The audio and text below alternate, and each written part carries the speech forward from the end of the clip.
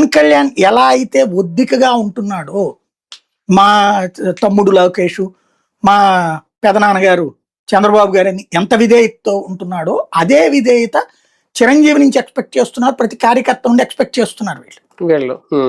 అది లేనప్పుడు తట్టుకోలేరు. చిన్నపాటి అవిధేయత కూడా అంగీకరించలేరు వాళ్ళు.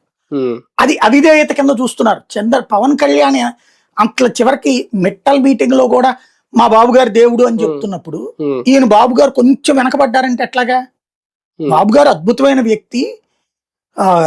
తొందరపడి రేవంత్ రెడ్డి ముందిచ్చేసినట్టున్నాడు. బాబు గారు మర్చిపోయినట్టున్నారు అంతే. బాబు గారు కొట్టండి, మీరు అసలు ఇరగదీస్తారు, మీరు తలుచుకుంటే ఈ మీటింగ్ ఎంత సార్, ఆఫ్టర్ ఆల్ దీనికి 10 రెట్లలో కొట్టగలరు మీరు మ్యూజిక్ అని చెప్పాలి చిరంజీవి. ప్రశంసనీయమైనటువంటి ప్రోత్సాహకరమైనటువంటి స్టేట్మెంట్ ఇవ్వాలి కానీ చిరంజీవి ఎట్లాగా? కానీ సర్దుకుపోవాల్సిందేనా ఇంకా జన సైనికులు అందరూ, లేదంటే సర్దుకుంటారా మొత్తం రేపొద్దున తేడా వస్తే సర్దేస్తారా? 2024 ఎలక్షన్స్ నాటికి వీళ్ళ మనసుల్ని బట్టి ఉంటది. 2029 వీళ్ళ మనసుల్ని బట్టి ఉంటది.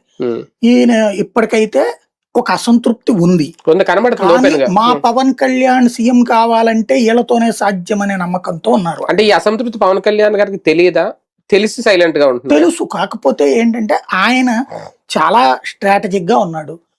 ఎప్పుడన్నా తేడా వచ్చి బీజేపీతో కలిసి పొత్తు పెట్టుకుని పోటీ చేసే రోజు, ఇగో నేను ఇంత విధేయంగా ఉన్నా, నన్ను తొక్కేసేసి ప్రయత్నం చేయబట్టి నేను తిరగబడ్డానని చెప్పచ్చు. ఒక ఆస్పెక్ట్. రెండవది ఏంటంటే ఇప్పుడున్నటువంటి సిచ్యుయేషన్ లో ఇన్ని పదవులు మనం ఇప్పించగలిగాం. అదే మనం గనక విడిగా పోటీ చేస్తుంటే ఈ పదవులు వచ్చుండే కాదు కదా. కాబట్టి మనం సర్దుకోవాలి. అంటే ఆ పదవుల్లో కూడా కొంచెం సర్దుకున్నారు కదా, కాంప్రమైజ్ అయ్యారు కదా. అసలు లేదు ఇప్పుడు మన బొలిశెట్టి చెప్పింది అదే కదా. 2019, 24, 2014 నుంచి తీసుకుందాం. రెండో మధ్యలో అసలు ఏ పదవి లేదు. అప్పుడుతో పోల్చుకుంటే 10 సంవత్సరాలతో పోల్చుకుంటే ఇప్పుడు దాదాపు 10,000 మంది పదవులు వచ్చినాయి కదా. ఏదో ఒకటి ఇంకో 10,000 మందికి రేపు పదవులు వస్తాయి. అప్పుడుతో